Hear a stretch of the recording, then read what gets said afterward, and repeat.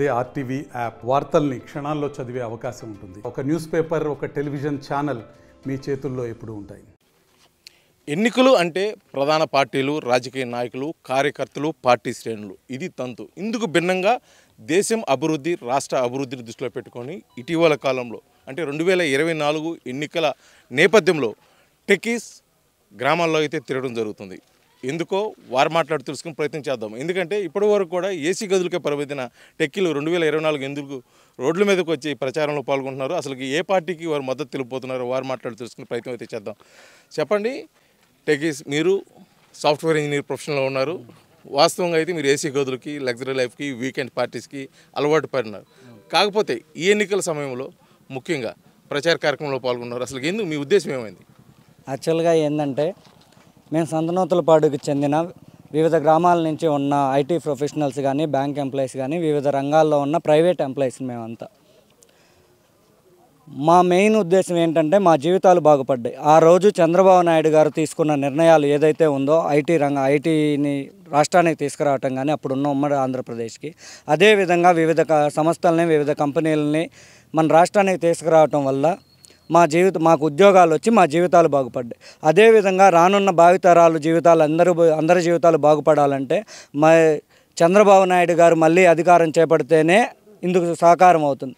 అందుకు గాను మిగిలిన వాళ్ళని ఎడ్యుకేట్ చేస్తూ మాకు జరిగిన లబ్ధికి మేము ఆ కృతజ్ఞతని తెలియజేస్తూ మేము గ్రామాల్లో తిరుగుతున్నాం. ఇప్పటికి 6 గ్రామాలని కంప్లీట్ చేసాం సంతనూతలపాడు నియోజకవర్గంలో. ఇది 7వ గ్రామాన్ని సంతనూతలపాడు మండలం లక్ష్మీపురంలో మేము చేస్తున్నాం ఇవాళ.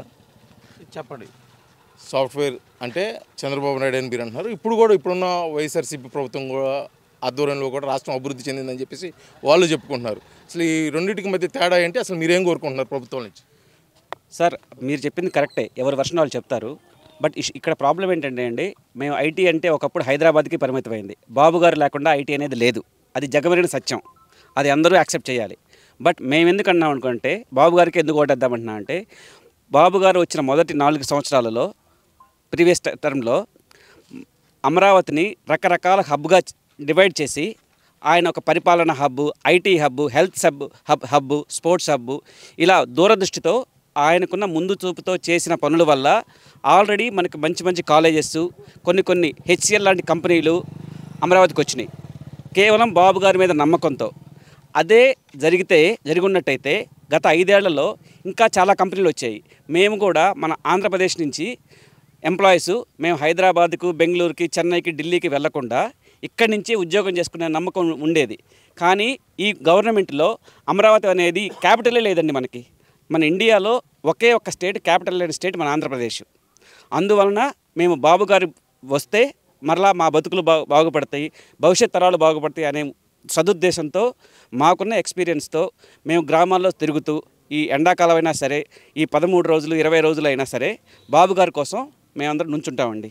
అదేవిధంగా లోకల్ ఇష్యూస్, ఇంతకుముందు బాబు గారి ఆధ్వర్యంలో గుండ్లకమ్మ గ్రోత్ సెంటర్ అనేది మిగతా అన్ని స్టేట్ వదిలేస్తే లోకల్ ఇష్యూస్, సంతనూతలపాడు ఇష్యూస్లో బాబు గారి వల్ల చాలా బాగుపడ్డాయి. గుండ్లకమ్మ వచ్చింది.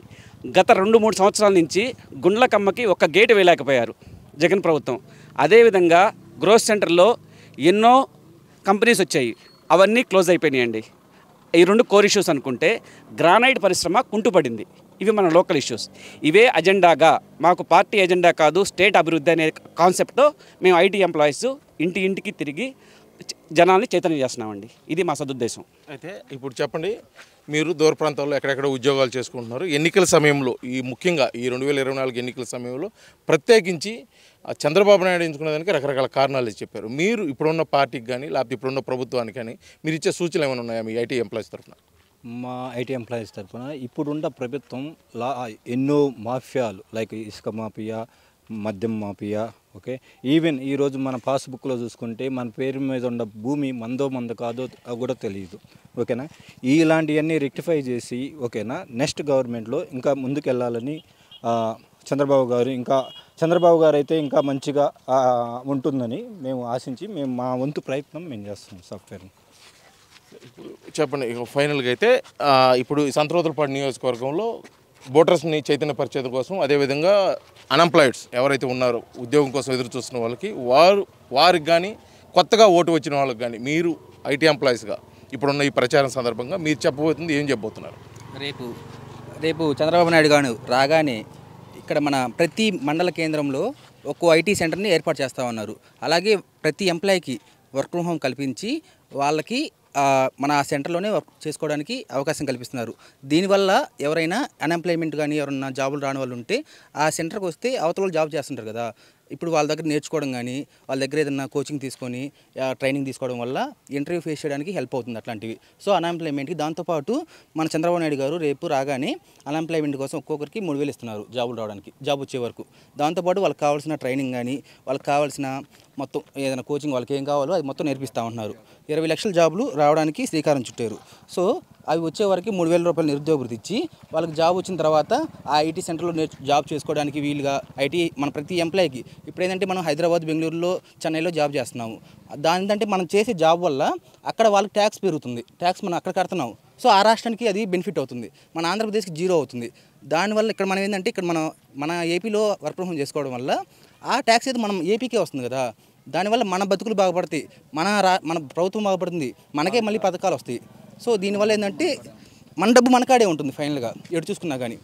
దీనికోసం మన ఐటీ ఎంప్లాయీస్ అంతా ముందుకు రావాలి, ఇంకా ముందుకు రావాలి. మాతో పాటు మేము ఇంకా ఉన్నాము, ఇంకా ముందుకు వచ్చి వాళ్ళు కూడా మాతో పాటు ప్రతి కాన్స్టిట్యున్సీలో ఇట్లా జరగాలి మాలాగా, అది మేము కోరుకుంటున్నాం. అయితే మొత్తానికైతే 2024 ఎన్నికలకు సంబంధించి ఆయా నియోజకవర్గాల్లో అయితే కూడా రాష్ట్ర ప్రభుత్వం ఇప్పుడు జరుగుతున్న కార్యక్రమాలు, అదేవిధంగా టీడీపీ ప్రభుత్వం వస్తే ముఖ్యంగా యువతకు అదేవిధంగా నిరుద్యోగులకు ఏ విధమైన మేలు జరుగుతుంది, గతంలో హైదరాబాద్ని ఏ విధంగా డెవలప్ చేశాడు, ఇప్పుడున్న ఐటీ హబ్ను కూడా చంద్రబాబు నాయుడు ఖచ్చితంగా 2024 ఎన్నికలు గెలిచి ఆంధ్రప్రదేశ్ ముఖ్యమంత్రి అయితే రాష్ట్రం బాగుపడుతుంది. అదేవిధంగా నిరుద్యోగ యువతకు కూడా ఉపాధి అవకాశాలు పెరుగుపడతాయి. అదేవిధంగా రాష్ట్రం అన్ని విధాలు కూడా అభివృద్ధి చెందుతుంది. అదే అజెండాతోటి కూడా మేము ముందుకు పోతున్నాము, ప్రచారం అయితే నిర్వహిస్తున్నాము. దీనికి పార్టీలకు అతీతంగా కూడా మేము సైతం రాష్ట్రం కోసం అనే ఉద్దేశంతో కూడా ఐటీ ఎంప్లాయీస్ అయితే రోడ్డు మీదకి వచ్చి ప్రచార కార్యక్రమంలో అయితే పాల్గొంటున్న పరిస్థితి సంతరోతులపాడు నియోజకవర్గంలో కనిపిస్తున్న పరిస్థితి.